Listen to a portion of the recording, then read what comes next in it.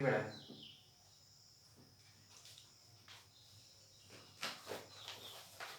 that the volume of the largest cone that can be inscribed in a sphere of radius r is 8/27 of the volume of the sphere। तो कोन के volume को कितना proof करना है? 8/27 of the volume of the sphere. तो cone है जो spare के अंदर है, तो दिखाई नहीं रहा, तो ये आपका सेंटर हो गया। और स्पेयर की रेडियस कैपिटल आर आपको गिवन है, तो कैपिटल आर आपका कांस्टेंट। ये कोन की रेडियस स्मॉल आर, ठीक है। और ये पूरे कोन की हाइट एच हो गई, है ना। देखो ये भी तो आपका रेडियस ही होगा, ओ से लेकर यहाँ तक स्पेयर का, और ये पूरा एच है, तो ये वाला कितना हो जाएगा? एच माइनस आर हो जाएगा ना, ठीक है। तो यहाँ से हम क्या रिलेशन, हम इसमें पाइथागोरस लगा सकते हैं in triangle O A B. तो बाय पाइथागोरस थ्योरम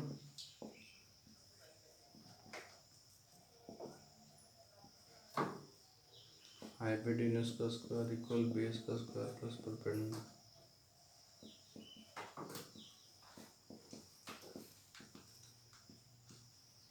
यहाँ से आर स्क्वायर की वैल्यूज को यहाँ ले आते हैं माइनस में,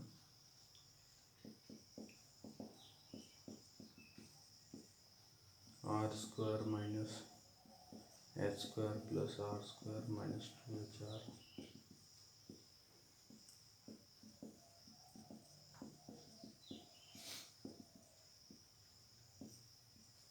2HR माइनस एच स्क्वायर, ठीक है। तो स्मॉल आर स्क्वायर आ गया। स्मॉल आर क्या है? कोन का रेडियस है ना। अब हमने कोन के वॉल्यूम को लार्जेस्ट दिखाना है, तो कोन का वॉल्यूम 1/3πr²h। अब देखो उसमें दो अलग अलग हो जा रहे variable, small R and H. तो आर स्क्वायर की वैल्यू ऑलरेडी हमने निकाली है, 2h capital R minus H square. यहाँ पर आपका कैपिटल आर आपको गिवन था, गिवन होने की वजह से वो कांस्टेंट हो जाएगा। तो एच को अंदर मल्टीप्लाई करेंगे, 2h² are minus H cube. अब इसको डिफ्रेंशिएट एच के इसमें dv/dh 1/3π ऐसे रहेगा, 2r ऐसे रहेगा, एच स्क्वायर का 2h और ये 3h² dv/dh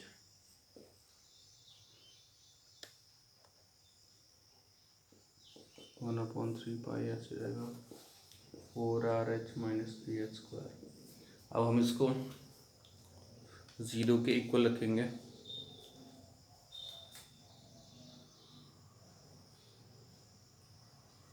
ठीक है। मेरा कोर्स कब कंप्लीट हो जाएगा? आ गया पागल। कौन की डायरेक्ट हो गई? अच्छा पागल आ गया। dv/dh equals to 0। देखो आता है, देख सुन ही पहचान लेता हूँ ये।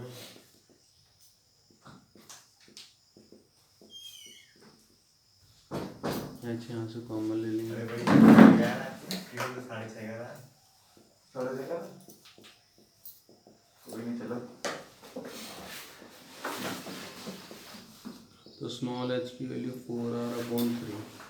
तो कोन की हाइट तो आ गई आपके पास। अब हमें क्या निकालनी है? कोन की रेडियस। तो एच की वैल्यू हम इसमें रख देंगे, है ना। बोर्ड भाई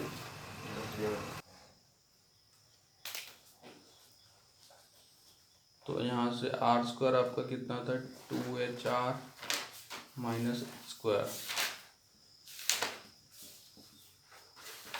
4r/3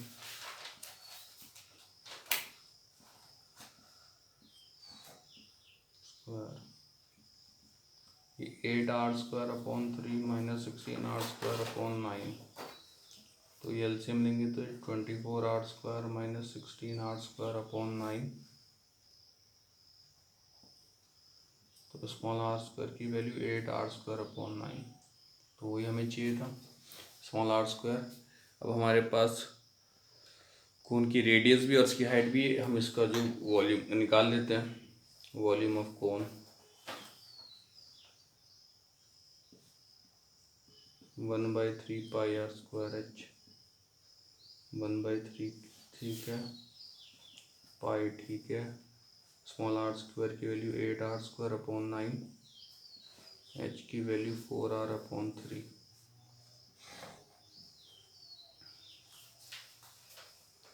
तो आपको कितना चाहिए 8/27, तो 8 तो है ही इसमें, 3 9 27 मल्टीप्लाई 4/3, देखिए लास्ट का ऐसे लिखा, ये आपका पाई ऐसे लिखा r² × r³ 4/3 पाई r³, ये आपका किसका फॉर्मूला होता है, वॉल्यूम ऑफ स्फीयर का।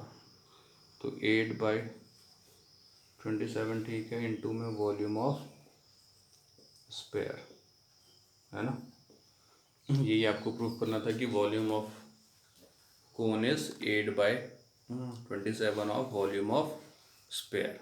ठीक है, ये तो प्रूव हो गया। अब हमने क्या करना था कि कोन का जो वॉल्यूम है उसको क्या प्रूफ करना था, लार्जेस्ट या मैक्सिमम। तो हमने जो इसका सिंगल डिफरेंशिएशन निकाला था, dv = 1/3 पाई ब्रैकेट 4rh - 3h², इसको आपको डबल डिफरेंशिएट करना पड़ेगा। कहाँ पर करें इसको डिफरेंशिएट, इसको यहाँ करते हैं ऊपर। तो dv/dh आपका कितना आया था, 1/3 पाई 4rh - 3h²। इसका डबल डिफरेंशिएशन कितना होगा, d²v/dh² 1/3 पाई ठीक है, 4r ऐसे रह, इसका डिफरेंशिएशन 1 और इसका 6h। यहाँ पर हम h की वैल्यू रख सकते हैं। h की वैल्यू कितनी आई थी हमारे पास, 4r/3, 1/3 पाई ठीक है, 4r ठीक है, ये 4r/3, 3 1 जा 3 2 जा, तो ये 4r और ये आपका 4r - 8r माइनस का 4r, ये 4r है और ये 2 4 जा 8r, 4 - 8r माइनस का 4r माइनस का 4/3 पाई r। ये आपका स्मॉलर देन 0, अगर स्मॉलर देन 0 आता है तो आपका double differentiation maximum.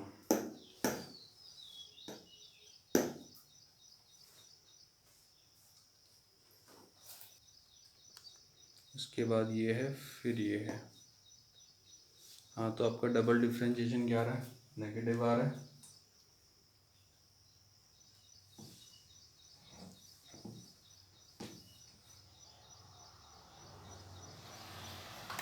Therefore, volume of cone is maximum.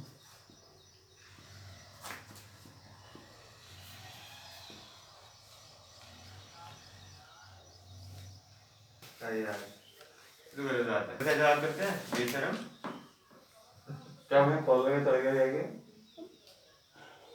अरे बता दिया करो, बोल दिया एक कोन के अंदर आपका सिलेंडर है, चालू है। अरे बारिश खत्म मत क्यों यार, अरे रुके गाड़ी आ गई यार भाई, ईद मुबारक भैया। आज तक अरे ईद मुबारक हमारी बोला तो क्या हो गया फिर, ठीक है, कोन के अंदर सिलेंडर है, एक सेलिब्रेट करते हैं। मीठी है, मीठी खीर वाली ईद है। ये एंगल आपका अल्फा हो गया, सेमी वर्टिकल एंगल जो अल्फा दिया था। ये कोन की हाइट ईद इस्लाम है, एच आपको गिवन है, ठीक है। अब आपको क्या चाहिए, सिलेंडर वॉल्यूम निकालने के लिए उसकी रेडियस और उसकी हाइट चाहिए ना। सिलेंडर का रेडियस है नीचे वाला, इसको ए बी सी डी ई ले लेते हैं। तो जो सिलेंडर की रेडियस है उसको आर ले लेते हैं या फिर कैपिटल ना स्मॉल आर लेते हैं, ठीक है। अगर देखो मुझे वो निकालनी है, सिलेंडर की हाइट निकालनी है, तो पूरी कोन की हाइट में से AC वाला पार्ट क्या करना पड़ेगा, माइनस करना पड़ेगा ना। पूरे कोन की हाइट AE में से AC वाला पार्ट क्या करना पड़ेगा, माइनस। तो मैं AC वाला पार्ट किसी ट्रिग्नोमेट्री से निकाल सकता हूँ,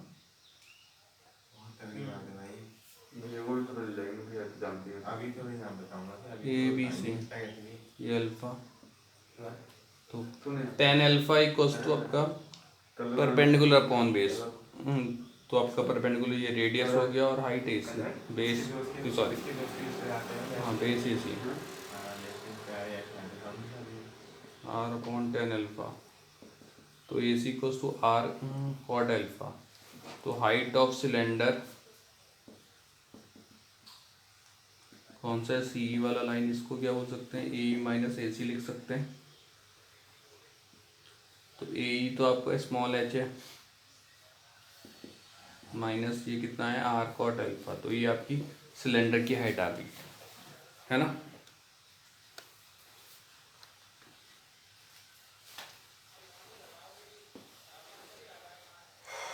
अब यहाँ पर स्मॉल एच और अल्फा आपको क्या था, गिवन था। गिवन होने का मतलब ये कांस्टेंट है।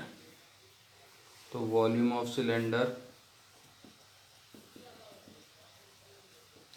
पाई आर स्क्वायर एच। अब यहाँ पर स्मॉल एच में लिखना है क्योंकि स्मॉल एच कोन की हाइट है। तो हम यहाँ पर क्या ले लेंगे, कैपिटल एच। तो वॉल्यूम सिलेंडर वी ले लिया, पाई ले लिया, आर तो आर ही ठीक है, R square. Height of cylinder हमने कितना निकाला था, H minus R cot alpha. तो ये अंदर इंटू होगा R square H minus R cube cot alpha. तो ये आपका वी आ गया। अब इसको डिफ्रेंशिएट किया जाएगा आर के रिस्पेक्ट में क्योंकि एच और अल्फा आपका कांस्टेंट है। D V upon D R, pi ठीक है आर स्क्वायर का 2r और ये एच, आर क्यूब का 3r स्क्वायर कॉट अल्फा, है ना। अब इसको क्या रखा जाएगा, 0 के इक्वल रखा जाएगा।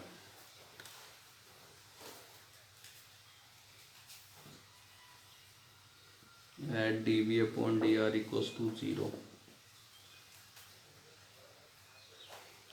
तो pi bracket 2RH minus 3r square cot alpha equals to 0। अब यहाँ से हम आर ले सकते हैं कॉमन, ये पाई आपका 0 में चले आएगा, ये 2h minus 3r cot alpha. तो एक r इक्वल्स टू 0 जो पॉसिबल नहीं है, और एक 2h minus 3r cot alpha equals to 0। तो यहाँ से जब r की वैल्यू निकालेंगे तो ये 2h/3 कॉट अल्फा आ जाएगी r की वैल्यू, ठीक है। माइनस के 3r कॉट अल्फा को हमने वहाँ आपका 0 में भेज दिया है ना, तो प्लस का हो जाएगा। तो वहाँ से r की वैल्यू निकालेंगे तो 3 और कॉट अल्फा अपॉन में आ जाएगा ना। तो अपॉन में 3 तो आपका ठीक है, उस समय कोई वो नहीं है, प्रॉब्लम नहीं। लेकिन जो कॉट अल्फा अपॉन में आ रहा है उसको हम ऊपर जाके क्या लिख सकते हैं, टेन अल्फा लिख सकते हैं।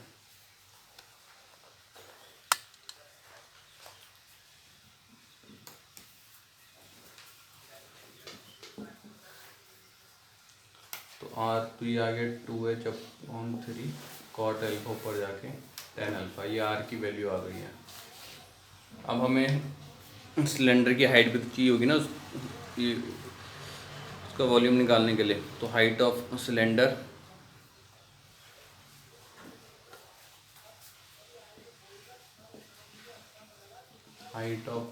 हमने कितनी निकाली थी, h minus R cot alpha.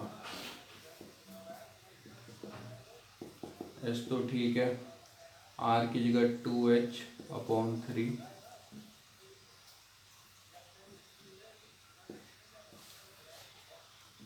Tan alpha, और तो कॉट अल्फा है ही। अब ये दोनों एक दूसरे के रेसिप्रोकल होते हैं तो हट जाएंगे, ठीक है। अब हम इसमें एलसीएम वगैरह लेंगे तो 3h माइनस 2h, तो h आ जाएगा h upon 3। Height of cylinder आपके पास कितना आ गया, h अपॉन 3। अब हम इसका वॉल्यूम निकाल सकते हैं, सिलेंडर का volume.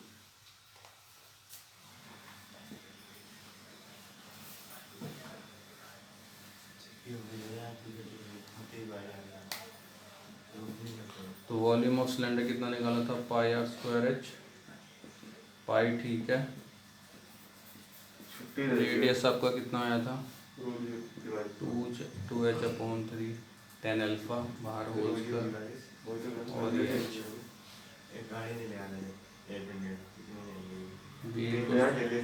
Square open 4h square upon 9 ten square alpha. Sir यहाँ पर स्मॉल एच मत लिखिए क्योंकि स्मॉल एच कोन की हाइट है, हम यहाँ पर वो लिख रहे हैं कैपिटल एच। और ये आपका कितना आया था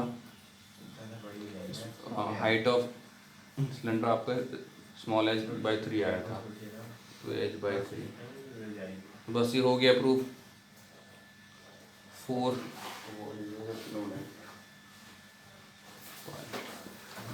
3 के 9 3 जा आपका 27, ये आपका पाई हो गया square into H, H Q 10 square alpha. आपने ये प्रूफ करना था, है ना। अच्छा, फिर आपने एक और चीज़ प्रूफ करना था कि height of cylinder is H by 3। ये भी आपका ऊपर हो चुका है proof, height of cylinder H by 3। अब इसके वॉल्यूम को मैक्सिमम दिखाना था ना, तो मैक्सिमम दिखाने के लिए हमने जो इसका सिंगल डिफरेंशिएशन निकाला था D V upon D R, इसको हमें डबल डिफरेंशिएट करना पड़ेगा। पानी खिला यार।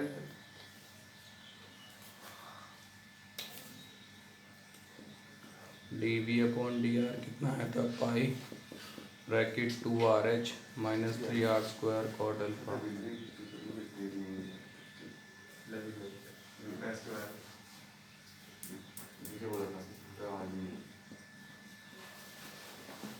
पाई ठीक है, 2h ऐसे ही रहेगा, आर का डिफरेंशिएशन 1 3 कॉट अल्फा ऐसे ही रहेगा, आर स्क्वायर का 2r।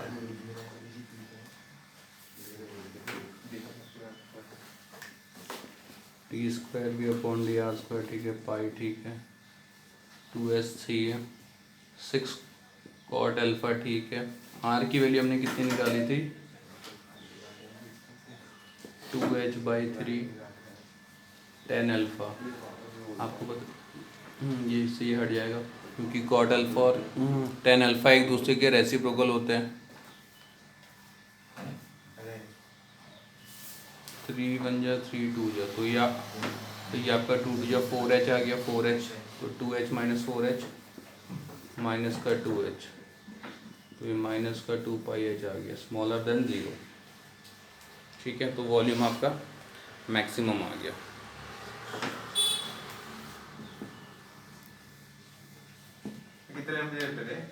Therefore, volume of cylinder maximum। ठीक है। A point on the hypotenuse of a right triangle is at distances a and b from the sides of the triangle showed at the minimum length of the hypotenuse is bracket a की power 2 by 3 plus b की power 2 by 3 की whole power 3 by 2। तो एक hypotenuse पे अगर एक A B C right angle triangle है तो हाइपोटेन्यूस पे यहाँ पर एक पॉइंट है कोई, इस पॉइंट को हम ले लेते हैं पी। ये पॉइंट पी इस वाली ये परपेंडिकुलर से ए डिस्टेंस की दूरी पे है और इस यहाँ से बी डिस्टेंस की दूरी पे है। ठीक है, आपने क्या करना है, ये जो ए बी हाइपोटेन्यूस है इसको क्या प्रूफ करना है मिनिमम, और ए बी की लेंथ को इतना प्रूफ करना है। ठीक है, तो यहाँ पर हमें एक को चाहिए रिलेशन, तो यहाँ पर हमें ये प्रूफ करना है, ये आंसर ये आना चाहिए। अच्छा। तो यहाँ पर एक एंगल हम ले लेते हैं थीटा, तो जितना एंगल बी होगा ये उतना ही इसका ऊपर वाला एंगल पी भी होगा। ठीक है, तो हम यहाँ से एक बार क्या करते हैं ए पी की वैल्यू निकाल लेंगे, एक बार बी पी की वैल्यू निकाल लेंगे। तो हाइपोटेन्यूस आपका जो ए बी है उसको हम A P plus B P लिख सकेंगे ना।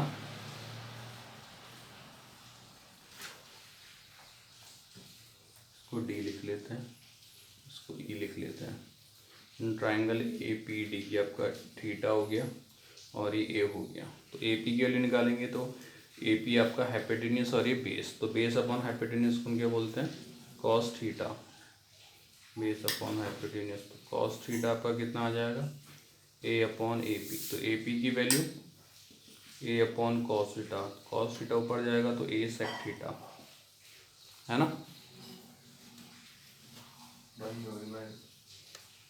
फिर हम निकालेंगे किसकी बी पी की वैल्यू, ये आपका किस में आ रहा है ट्राइंगल बी पी ई।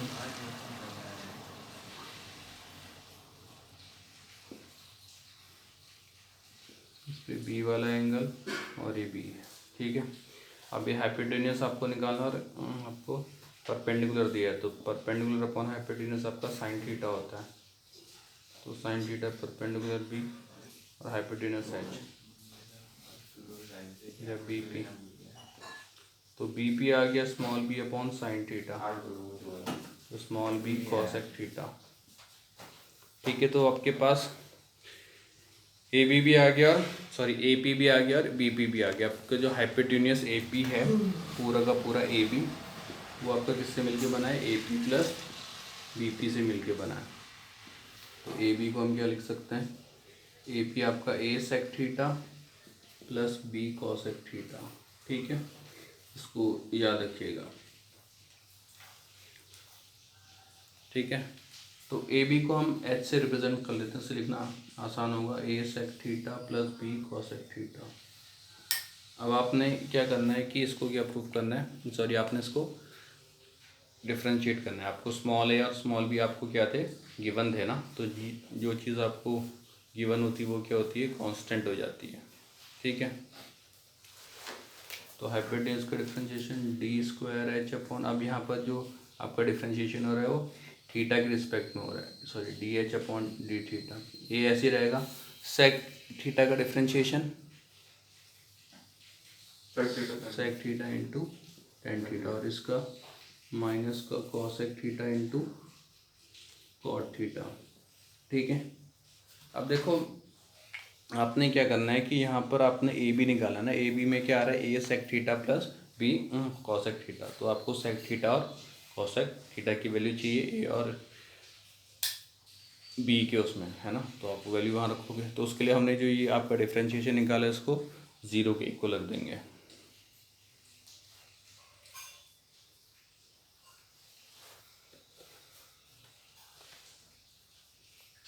ऊपर लिखेंगे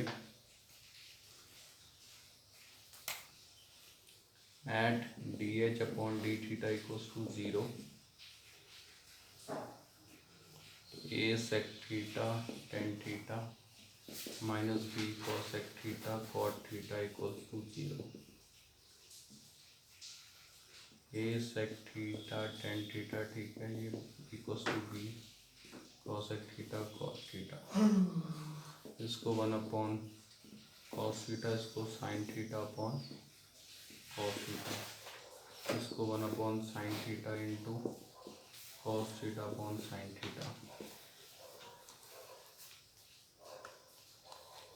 तो ये आ गया है ए इक्वल्स बी को यहाँ से upon cos theta into cos theta, upon में क्या आ गया, कॉस स्क्वायर थीटा, अपॉन का जो कॉस स्क्वायर थीटा है वो यहाँ इंटू में जाएगा, तो क्या हो जाएगा, कॉस की power three theta.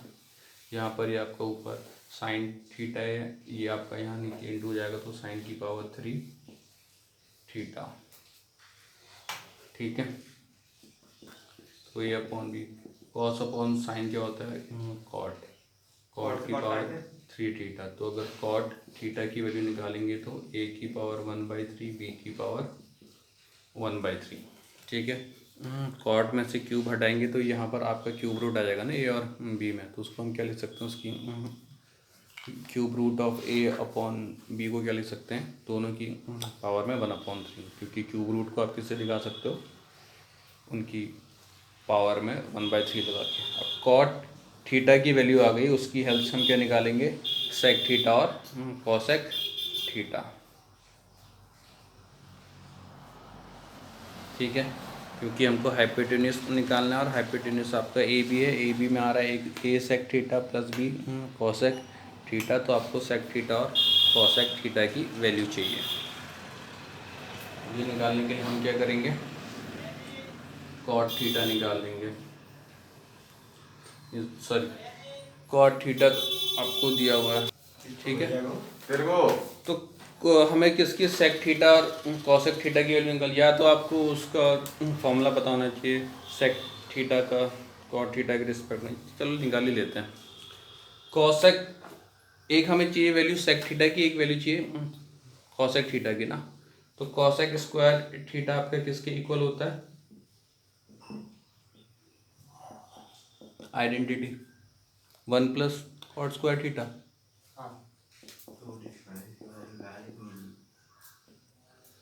Cosec square theta 1 plus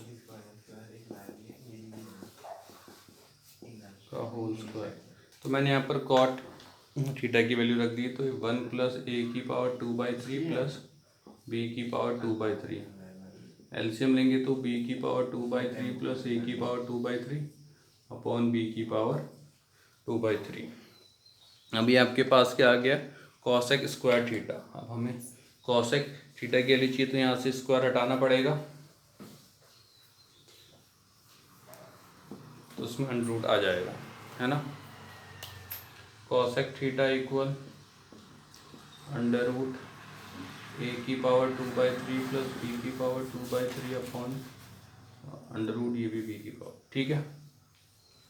उसी तरह हम क्या निकालेंगे, सेक थीटा निकालेंगे। सेक थीटा का फॉर्मूला क्या होता है, 1 प्लस टेन स्क्वायर थीटा। 1 तो ठीक है, टेन स्क्वायर थीटा हम क्या लिख सकते हैं, 1 अपॉन कॉट स्क्वायर थीटा, यानी कॉट स्क्वायर थीटा का रेसिप्रोकल। तो 1 तो ठीक है, कॉट थीटा का रेसिप्रोकल यानी इसका उल्टा बी की पावर 1/3 अपॉन ए की पावर 1/3 का होल स्क्वायर, है ना।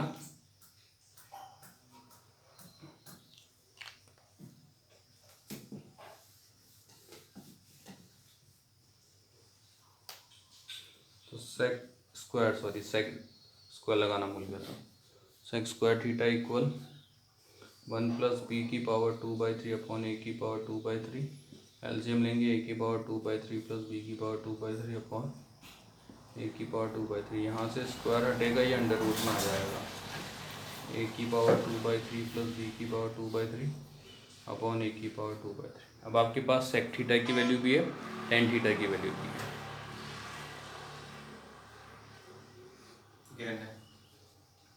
अब ये जो अब आपके पास कॉसेक थीटा की वैल्यू भी है, सेक थीटा की वैल्यू भी, इसको यहाँ हाइपोटेन्यूज में रख दीजिए, हमने इसकी वैल्यू निकालनी है। तो हाइपोटेन्यूज ए भी कितना था, A sec theta plus B cosec theta.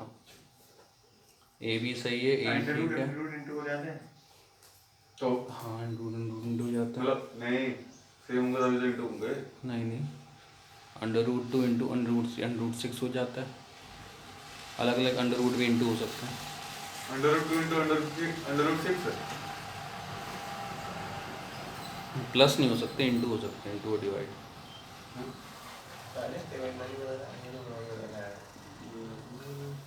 ए की पावर 2/3 लिख कुछ रहा है नहीं तो आगे गिरा देखो नहीं रहा ऐसे मतलब आज पहली बार लिख रहा है तो उसको ताने मार रहा अभी लिख तो रहा हूँ, अंधा तो नहीं है, तब से लिख रहा हूँ। मेरा हाथ छोड़ दो। छोड़ देना है, तो आ गया। तो अंडर रूट हटा के इसकी होल पावर को हम क्या 1/2 लिख सकते हैं ना।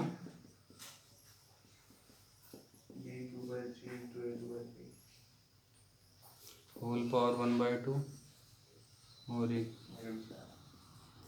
1/2, तो ये 2 से 2 हट जाएगा। ऐसे यहाँ पर b इंटू ए की पावर 2/3 प्लस बी की पावर 2/3 की होल पावर 1/2 और b की पावर 2/3 की होल पावर 1/2। 1/2 से 1/2 कट।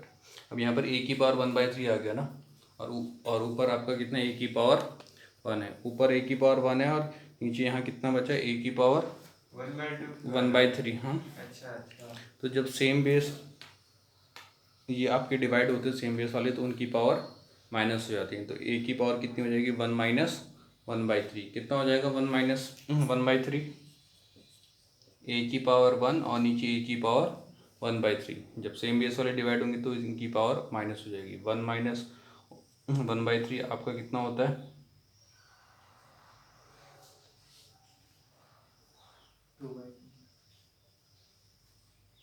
2/3। ऐसे इसमें b के साथ भी होगा, ऊपर b की पावर 1 है, होल पावर 1/2 लिखना भूल गया, और b की पावर 1 है, नीचे b की पावर 1/3 है, तो 1 माइनस 1/3, तो b की पावर भी 2/3 और a की पावर 2/3 प्लस b की पावर 2/3। अब देखिए कि आप दोनों में ब्रैकेट में a की पावर 2/3 प्लस b की पावर 2/3 क्या आ रहा है, कॉमन आ रहा है, तो उसको क्या ले सकते हैं हम, कॉमन ले सकते हैं ना। तो ये तो a की पावर 2/3 प्लस बी की पावर 2/3 का स्क्वायर आएगा। स्क्वायर क्यों आएगा? हम ये ए की पावर 2/3 प्लस बी की पावर 2/3 की होल पावर 1/2 क्या ले सकते हैं? कॉमन, क्योंकि आपका इसमें भी आ रहा है इसमें भी आ रहा है ना। तो ब्रैकेट में यहाँ कितना बचेगा आगे वाले में? ए की पावर 2/3 और यहाँ कितना बचेगा? बी की पावर 2/3। अब देखिए ये और ये बिल्कुल एक जैसे ना, सेम है। तो जब सेम नंबर या सेम बेस वाले मल्टीप्लाई होते हैं तो उनकी पावर ऐड हो जाती है। इसकी होल पावर 1/2 है, इसकी होल पावर 1 है। तो जब सेम बेस वाले मल्टीप्लाई होंगे तो पावर 1 ऐड हो जाएंगी। 1/2 + 1 कितना हो जाएगा? ए की पावर 2/3 प्लस बी की पावर 1/2 + 1। 1/2 + 1 कितना? 3/2 होता है ना। यही आपने प्रूफ करना था। लेकिन मैंने यहाँ पे ऐसा हुआ ना, इंटू कर दिए डबल डिफरेंशिएट। मिनिमम भी प्रूफ करना है ना, तो इसको डबल डिफरेंशिएट करना पड़ेगा। डबल डिफरेंशिएट करने के लिए इसका सिंगल डिफरेंशिएशन कितना निकाला था हमने? नहीं करना, मिनिमम भूल गया। इसका ये हमने सिंगल डिफरेंशिएशन ये निकाला था, इसको डबल डिफरेंशिएट करना पड़ेगा। ये आपका dh/dθ आया था।